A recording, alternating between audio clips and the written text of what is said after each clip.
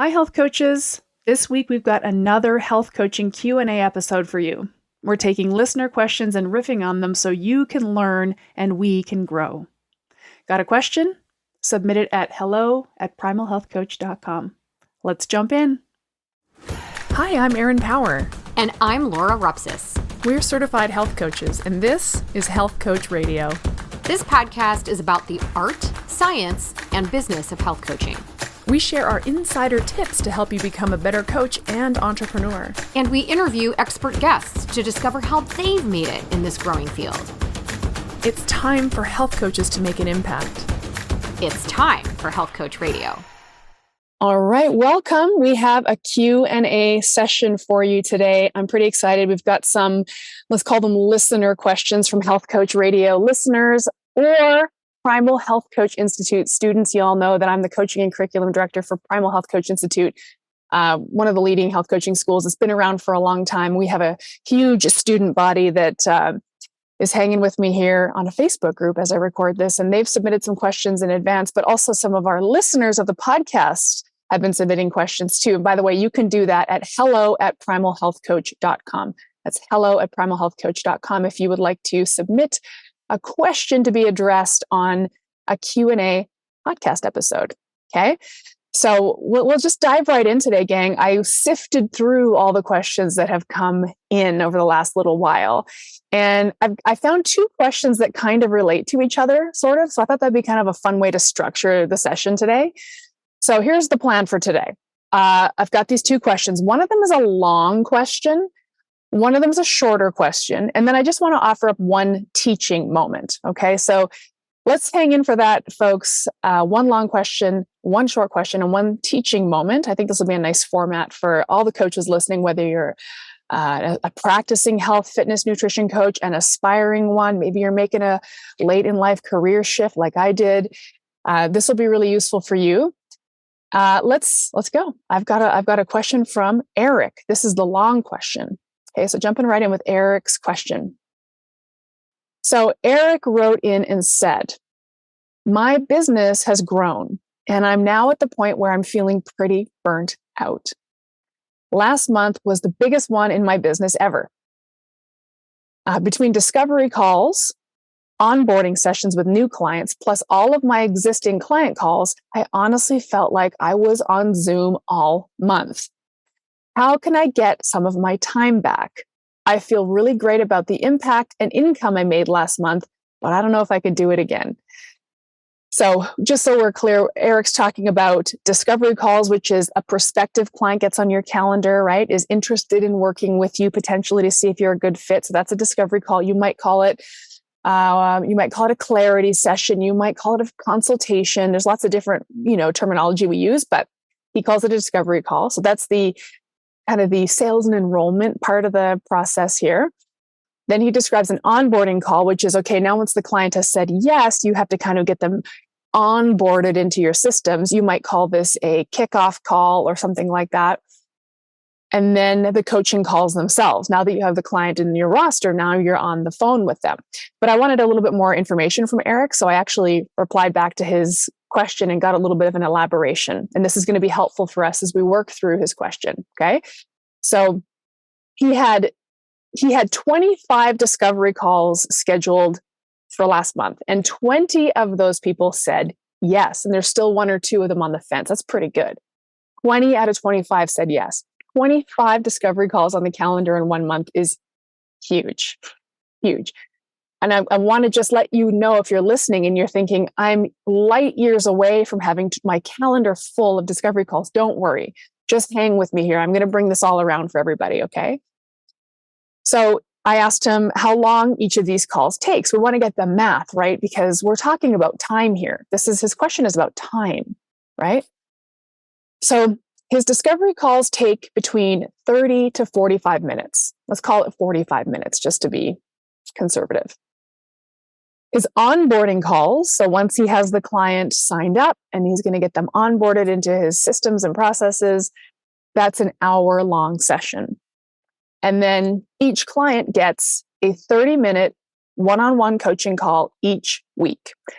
His program is 12 weeks long. So I did the math on this, on what Eric's month looked like last month. Let's do the math on this. Let's just think through the numbers here, okay?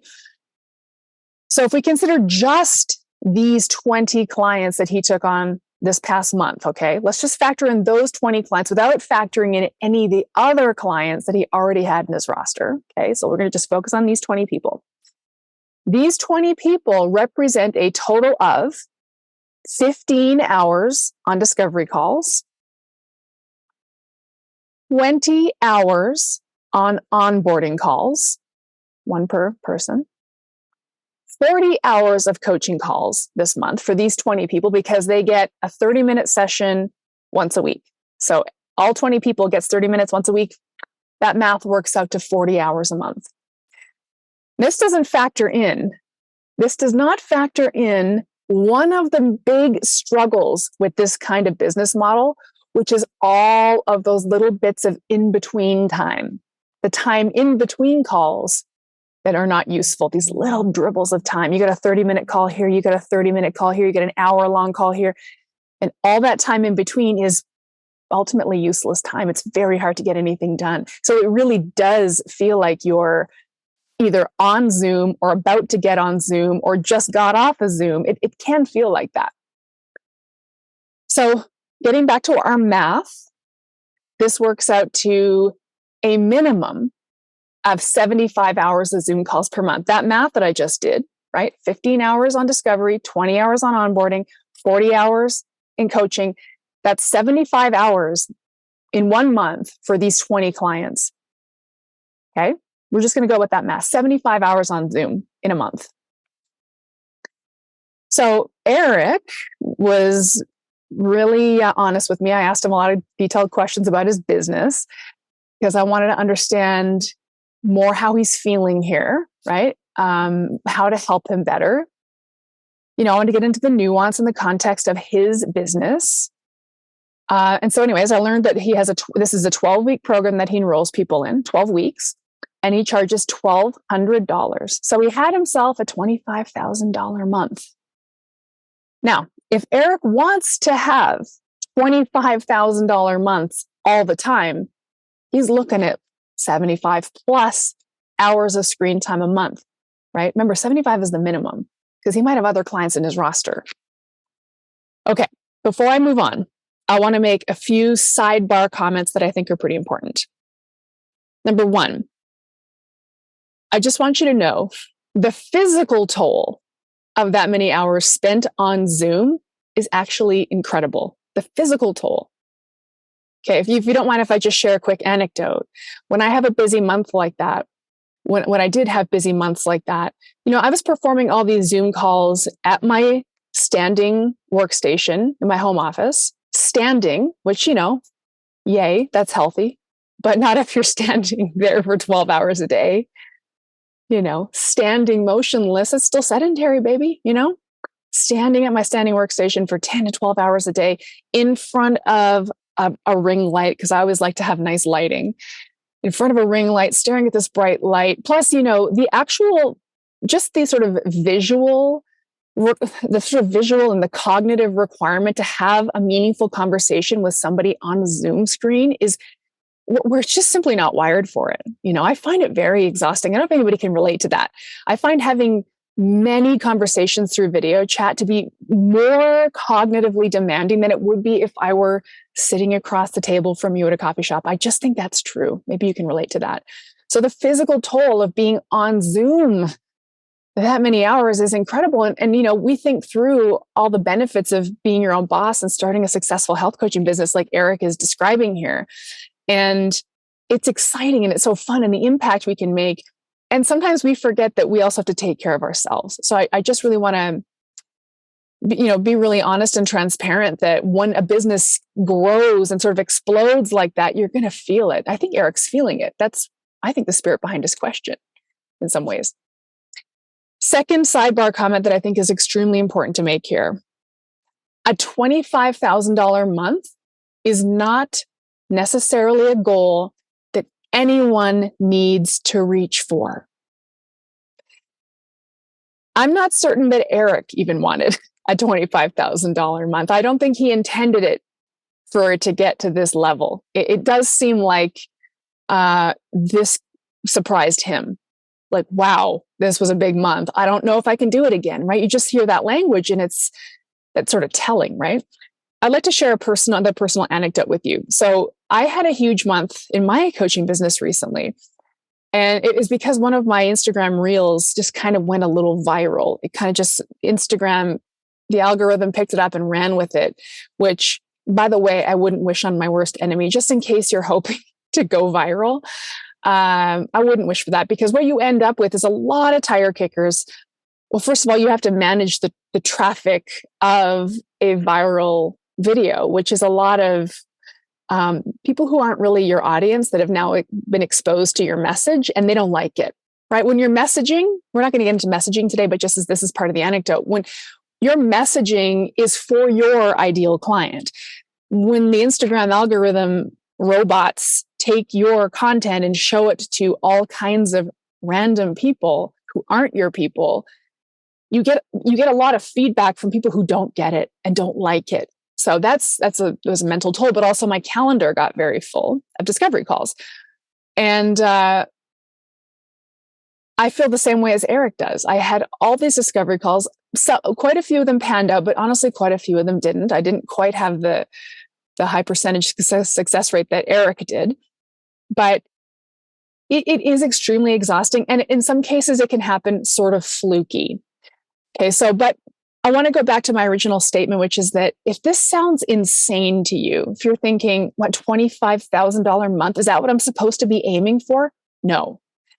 I honestly don't even want you necessarily to overly strive for any specific monthly income. It's nice to have a ballpark of what the dream might be, but please don't get too don't become too married to these numbers, okay? Whether you hear them from me, and the reason why I'm giving you this big caveat is because I don't want you to think I'm out here telling people to make $25K per month as a health coach. I mean, goodness gracious, we get enough of that narrative, right? We see that a lot. A lot of business coaches, kind of in our DMs or reaching out to us cold, emailing us saying, hey, you're a health coach. How would you like to make $25K a month? And it feels very overwhelming and can feel very fraught. And if you're at $0 a month and you feel like the next step is $25K, that is enormously daunting. That's like an outcome goal, right? So we think about this in the language of health coaching. We have an outcome goal. Someday I'd like to be making $25,000 a month, but before you can get there, you have to walk all the way up the staircase. You got to start with your first $100, and then maybe 1,000, then maybe someday 10,000, then maybe someday you get a $25,000 month. And if you're like Eric and me, you might not love it as much as you think you're going to love it. Okay. So you will never hear me giving anyone a hard push on making a $25,000 month. And if you're not there yet, or not even close to being there, or never even conceived of ever being there, don't stress. Okay. All right. Why don't we scale this back actually? Okay. So because in his own words, Eric described this feeling that he didn't think he had it in him to do it again. So even his $25,000 a month was a little crazy, right? So let's say he made $25,000 last month, but this month he takes it easy and regroups. So let's say he makes zero. So he's making $25,000 every other month. By the way, that would still be an incredible coaching income, right? But let's just go with this math. It still represents a ton of time on the phone or on Zoom. Because remember, all 20 of those clients that he signed, they're not just a moment in time. He now has to coach them every week for 12 weeks. They remain in his roster for 3 months, right? So when he goes to have another big month of sales, he's still got those existing 20 people in his roster that he still has to coach. And now he layers more clients on top of there, right? So even after he onboards them and kind of dusts his hands to signify completion, well, no, he still has to coach them. These 20 30-minute time slots every week. And don't forget those pesky little dribbles of time in between all those coaching calls. Okay. So you can see that Eric's feeling of burnout is pretty legit. It's a lot, right? I mean, can you imagine it? His question though is, how can I get my time back? And I love this question because I think for me, and maybe for some of you, time freedom is the most important thing, right? Maybe. Let's think about it. There's lots of different kinds of freedom that one can shoot for when they enter this entrepreneur thing, right? Financial freedom, location freedom, that be your own boss kind of freedom. Time freedom is another one, right? And time freedom for many of us is the holy grail. I don't know. What do you think? Think about it. It sounds like it is for Eric. He wants his time back. That was too much time, right? It almost sounds like, and I don't want to put any words in Eric's mouth, but it almost sounds like maybe he'd trade some money if he could get some time back. But maybe he doesn't have to, okay? So Eric, and anyone who's in Eric's shoes, or anyone who aspires to be at this level someday, let's run through a few ideas to get time back without having to take too much of a hit to finances, if at all, okay? So I came up with 3 ideas to help Eric claw back some of his precious time without losing income. All right, number 1, move to group coaching. It's time. That many 30-minute one-on-one calls per week, that'll knock you down. That's the threshold. I mean, we have to come up with a threshold, right? What's your threshold? How many of those can you do? And do not forget those little bits of time in between. I'm going to keep mentioning it because the cognitive load of having to switch to this client, then switch to this conversation, then switch to that one, it's exhausting. And you lose a lot of time in between calls. So I can't stress this enough. 20, 30-minute one-on-one calls a week is dozens of hours of your time each week. So move to group coaching. Here's how you can do it. Invite all of your clients to open coaching calls each week. Okay? Call it an open coaching call. Now, I use this language, open coaching call, because I just feel like it sounds more, I think to the client's ears, it sounds maybe a little better than saying group coaching call. We say it's an open coaching call. I open a Zoom room for 1 hour, 5 days a week. You could do 1 hour, 5 days a week. Let's go with that. Okay. Monday through Friday. You take the weekends off. 1 hour every day. And maybe it's a different hour. Maybe it's in the morning on Monday, the afternoon on Tuesday, maybe you do an evening on Wednesday, and then a morning on Thursday, and let's say midday on Friday. So just all over the calendar, 1 hour, and you open a Zoom room and everybody gets the link to it. And they jump in when they want to. Okay? They jump in when they want to. Here's 5 possible hours of coaching. Join when you want. This gives you 5 static hours of Zoom sessions per week. 5 static ones. You know when it is on Monday. You know when it is on Tuesday. It's always the same time. You can schedule your life around this call. You can schedule your discovery calls, your onboarding calls around those calls. So you're maybe focusing, like time blocking all your Zoom times, right? If your group coaching call, your open coaching call is Monday morning, maybe on Monday morning from Monday 8 a.m. to noon, that's a block of Zoom time. You do your open coaching call, and then you have maybe 3 hours of discovery calls, right? Or something. Tuesday, maybe you do it in the afternoon. And Wednesday, you do it in the evening. But all the other times are open for you to live your life. Right? Get your time back. Okay, now, get this. From the client's perspective, this is actually a higher touch experience because your clients can have a greater frequency of access to you rather than one 30-minute session a week. They have access to 5 hours a week. And then you have this call schedule set up, and moving forward, every new client you onboard just slides into that existing open call schedule. So you get the one-on-one calls off your calendar, and those pesky little crumbs of time that fall around those calls. You have more blocked time of coaching calls, and it's a higher touch experience for your clients. Do you believe me when I say that? Think about it.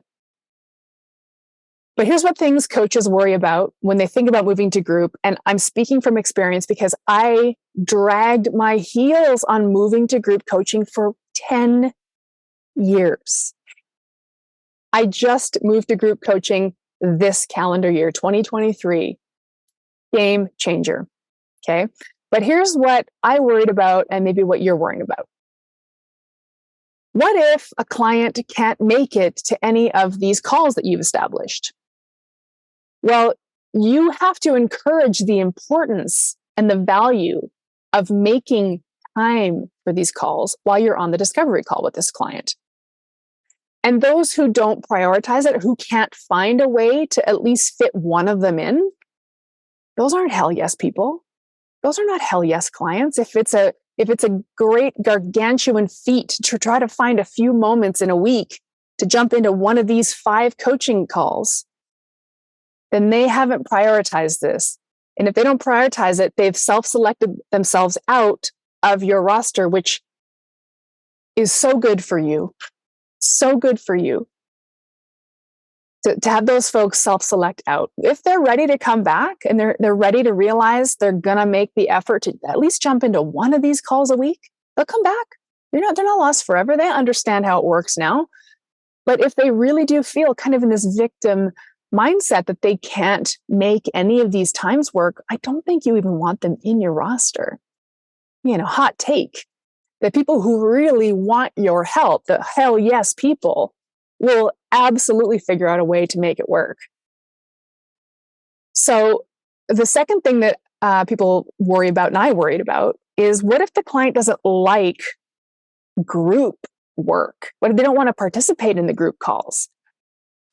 In fact, I get this from clients sometimes on discovery calls. They'll say, oh, wait, it's a group call? Oh, yeah, I don't know about that. I'm not really good in groups. And so here's what I tell them. Here's what I tell my clients, which I would also encourage you to tell your clients. And also, this will help you to reconcile this in your own mind.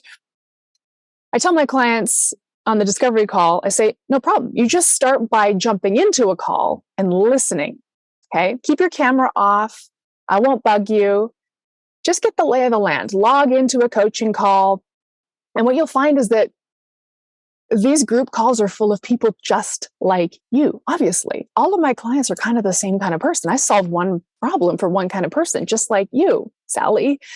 So it's a room full of Sallys, all people your age and your stage of life with your same health goals.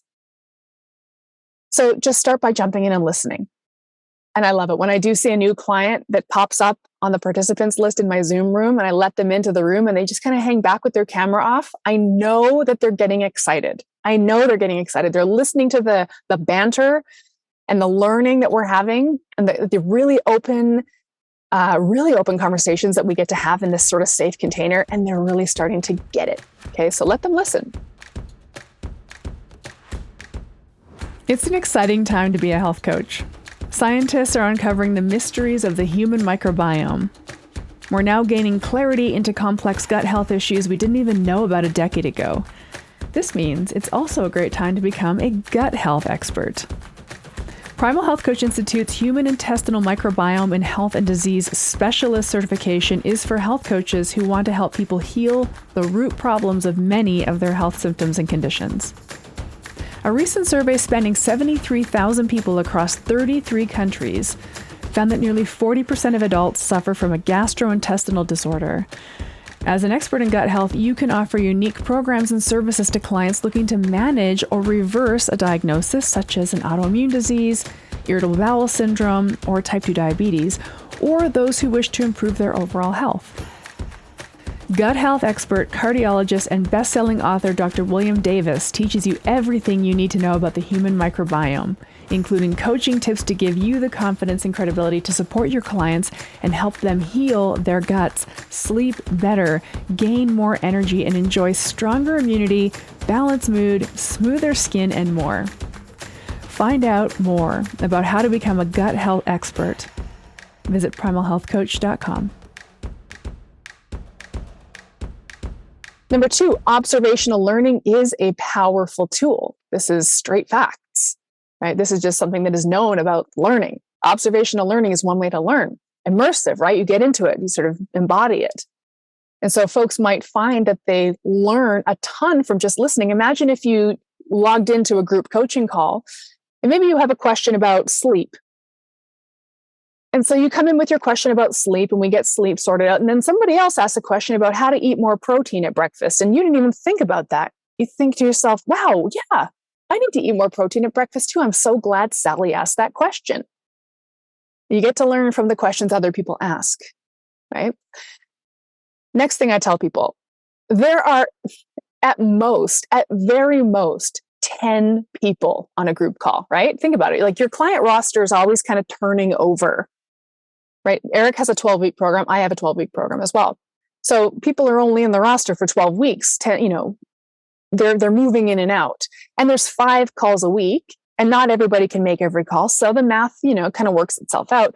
At the most, there's 10 people on a call. More than likely, I'm getting between 4 to 6. And sometimes it's just me and one other person. You get lucky. You get a one-on-one. Isn't that nice? I'm in the room anyway for an hour. If you show up and there's no one there, guess what? We get a whole hour together, right? So that's the next thing I tell people is I'll be in the Zoom room for the whole hour. Okay? I'm in there for an hour. You can jump in at the beginning and stay to the end. You can just stay for the whole darn hour and just like really immerse in it. Or if you're busy, which people are, if I'm in the Zoom room at 10 a.m. and I'm out by 11, you can jump in at 10:45, ask your question and then go. You can jump in at 10:03, ask your question and then leave. Or you can stay for the whole thing or whatever, or anything in between, right? So there's a lot of flexibility there in some ways. And then the final thing I'll tell them is, there's something really important here about you committing to putting one of these 5 hours into your calendar, at least one. Why not 2? There's something very interesting from an intention perspective of you saying, okay, these are my 5 opportunities to really zero in on my important health goals. And I'm going to commit to this one or these 2, right? It's a huge, huge display of commitment to agree to that. So I always encourage my clients, commit to showing up to these calls, just making the commitment to showing up, even if you're sitting in the back listening. That show of commitment to yourself, you'll get better results because you're showing up. People who show up get better results than people who don't. Okay. Sometimes with your one-on-one clients, coaches, you kind of have to do a little bit of pestering, right? Like you have to send the weekly email, hey, book your one-on-one call. And then what if somebody doesn't? Then you're like, oh, why didn't Sally book her call? I guess I should email her. I didn't see Sally into my calendar this week. And then you're kind of holding, now you're the accountability for Sally, but we need Sally to be accountable to herself. By the way, every time I have an example client, her name is Sally. I don't know why. I'm now accepting applications for other names I can use. If you have any suggestions, let me know. Okay, so Eric, number 1, move to group coaching. Number 2, increase your prices. If you closed 20 of 25 people, it's time. It's time to raise your prices. That's one of the signs and symptoms that your price is just a little too comfortable, right? Maybe a little too low. We want a little bit of price friction, investment friction. I'll talk about that maybe on a future episode, but hear me out. Increasing pricing is, for some people, a pretty heavy lift, just like from an integrity perspective. We want to help everybody. We want it to be accessible. I feel that way. But here's an approach that I think is actually kind of easy to do that might help you feel still in integrity of your mission to help people. Increase your pricing by 10% every week until you start to bump up against some investment friction from people on discovery calls. Okay? 10%. So the next time you get on a discovery call, right, Eric, instead of saying, all right, the investment for my 12-week program is $1,250, you're going to do the math, 10%. Okay, so you'll say next week on your discovery calls, the investment for my 12-week program is $1,320. $1,320. That's a 10% increase. It's not much different, right? $1,250, $1,320. It's not much. I think I did the math right on that.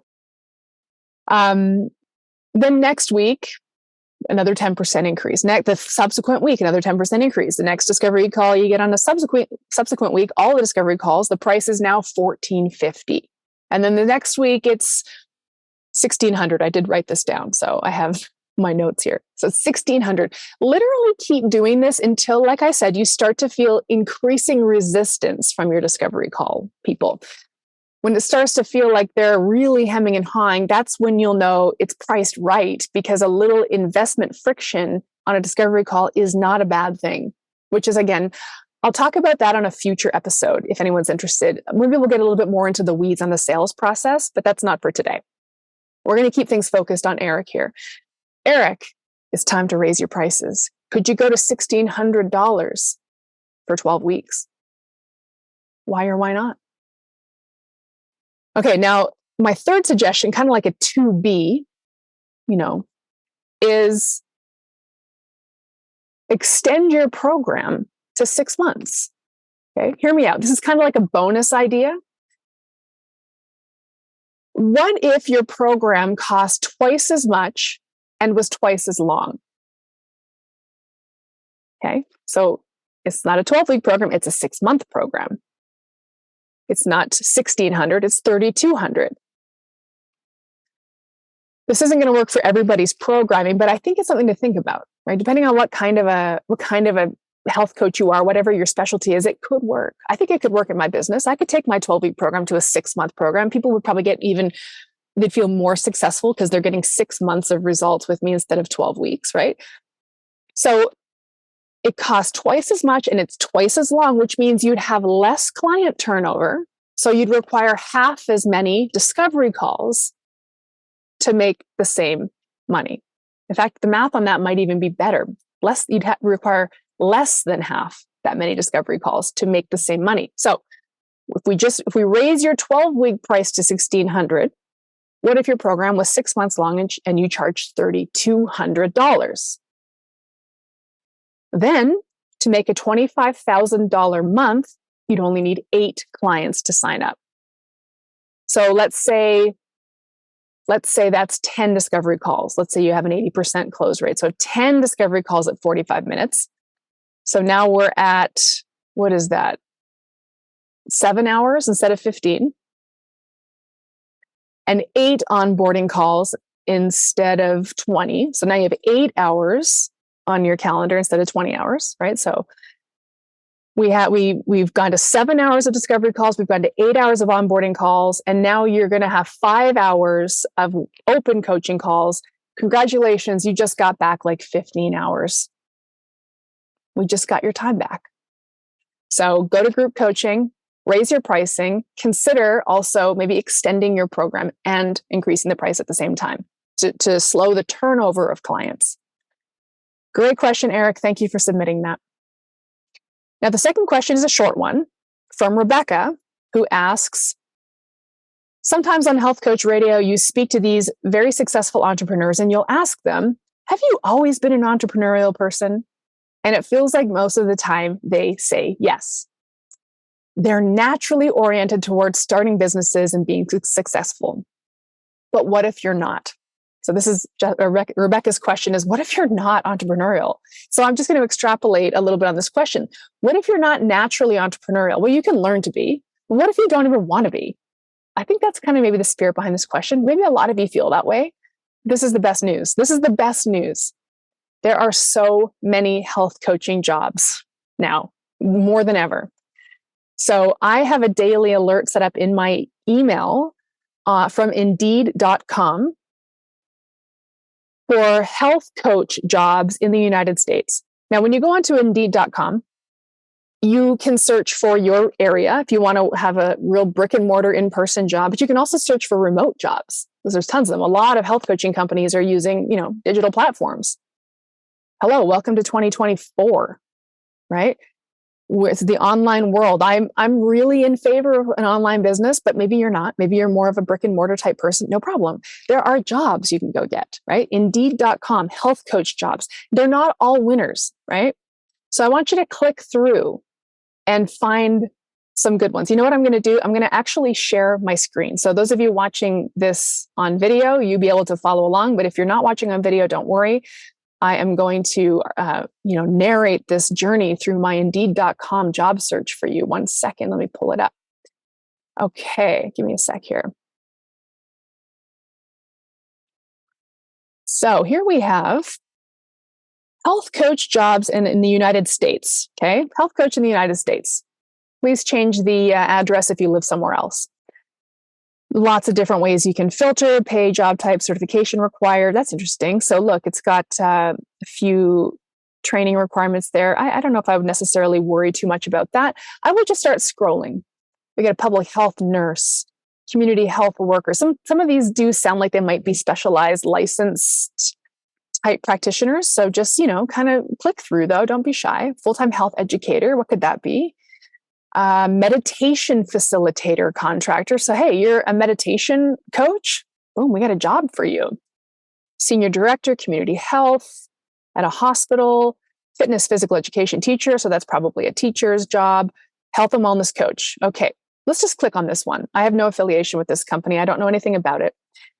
They're seeking a dedicated health and wellness coach to join the team. You'll be responsible for helping individuals achieve their weight loss goals. Are you a weight loss coach? Through personalized coaching and guidance.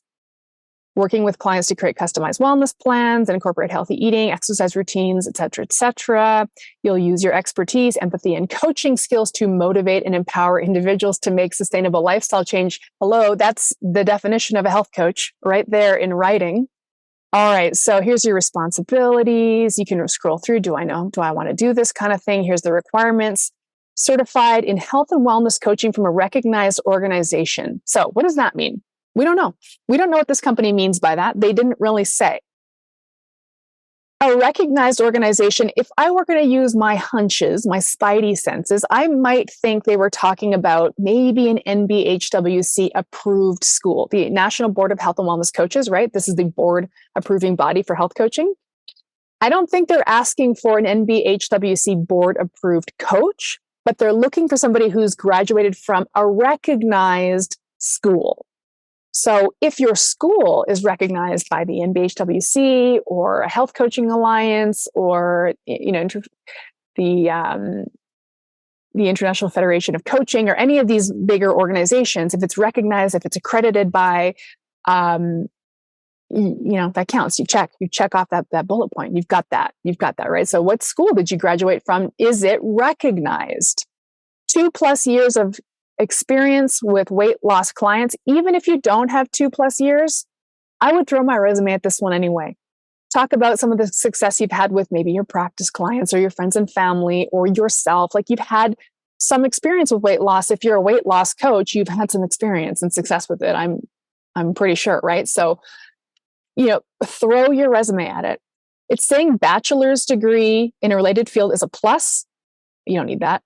I feel like employers ask for that because it's just one of those things employers need to ask for. But if you were a proven coach with a really proven strategy and you had great coaching skills and you graduated from a recognized school, they don't really need you to have a bachelor's degree. It's just a bonus, okay? All these other requirements you have. Strong interpersonal and communication skills. Heck, you're a coach. Empathetic, non-judgmental, and client-focused. You're a coach. Hopefully you learned how to be an empathetic, non-judgmental, and client-focused coach in your coaching education, right? If you don't feel confident in that, go get your coaching education shored up, okay? Knowledge of motivational interviewing and behavior change theory. So these concepts are taught in recognized health coaching schools. If you've gone to a good school, they taught you this, right? Ability to work independently and part as a team. I mean, go apply for this job right now. It's a beautiful job. It's a remote part-time contract job. Part-time contract. So, hey, you're just getting started in health coaching. Go grab a remote part-time job. Start to build your health coaching expertise. And work at a supplement store part-time as well. Cobble together your income. Maybe you want to do this part-time and build your private practice on the side. Cool. This is a great job. I just found that on Indeed.com today. You could also look on LinkedIn, right? There's lots of resources to find jobs. You could just march around to functional medicine clinics in your neighborhood. If you want to stay close to home, brick and mortar, there's lots of ways to find jobs as a health coach. So that's great news for the non-entrepreneurial people. Okay. I want to wrap up today's session with a little teaching moment, and it's going to require another screen share, but don't worry. If you're only listening and not watching live, I got you. So this is something I shared with my master coach students the other day, and I thought I would share it just with the greater coaching community here because it was fun. So in the realm of the coaching relationship, we have there's sort of a structure, there's a framework to the coaching conversation that we follow. And we have to get ultimately to a goal. Every coaching session has to get to a goal, right? Goal setting is a big part of it. So we work through motivational interviewing techniques to get to an eventual goal setting session. And every goal should be partnered with an accountability plan of the client's choice. Basically, it's got to be a client-led sort of thing. We have to build an accountability plan in wherever possible. So I teach our advanced coaching students to ask for this. So we've got to the goal, really beautiful goal that we've set. And we might say, now, how would you like to be held accountable to this goal? It's one way of asking this question, but it's not always the best way. How would you like to be held accountable to this goal? It's a little too on the nose. So here's what I did. I'm going to share my screen, show you what I did. I asked ChatGPT. Yes, I did. I said, how would you like to be held accountable to this goal is an example of a question a coach would ask their client after they've set a goal. What are some other ways to ask the client for accountability? And ChatGPT says, certainly. I love when ChatGPT is polite like that. There are several ways coaches can ask clients about accountability, depending on the context and the nature of the coaching relationship. Great nuance, ChatGPT. Here are some alternative phrasings to inquire about accountability. I'm going to give you just a few of these because they're great. What kind of support do you need from me to stay accountable to this goal? Can you share some strategies you think might help you stay on track with this goal? Are there specific checkpoints or milestones you'd like to set to monitor your progress? Would you prefer regular check-ins to discuss your progress, or do you have another method in mind? How can we track your progress in a way that feels meaningful and motivating for you? What has worked for you in the past when it comes to staying accountable to your goals? How will you celebrate your achievements and milestones along the way? And one more that I thought was good. What role can I play in holding you accountable to your commitment? So really nice different ways of rephrasing. And you know what? If you ever get stuck and feeling like you're using the same phrasing in your coaching conversations, don't be afraid to ask the ChatGPT robots to help you with some new ideas. Okay, my friends, that's all for today. Thank you so much. It has been such a pleasure, and I'll catch you next time. Bye-bye. This podcast was brought to you by Primal Health Coach Institute. To learn more about how to become a successful health coach, get in touch with us by visiting primalhealthcoach.com/call. Or if you're already a successful health coach, practitioner, influencer, or thought leader with a thriving business and an interesting story, we'd love to hear from you. Connect with us at hello@primalhealthcoach.com and let us know why we need to interview you for Health Coach Radio. Thanks for listening.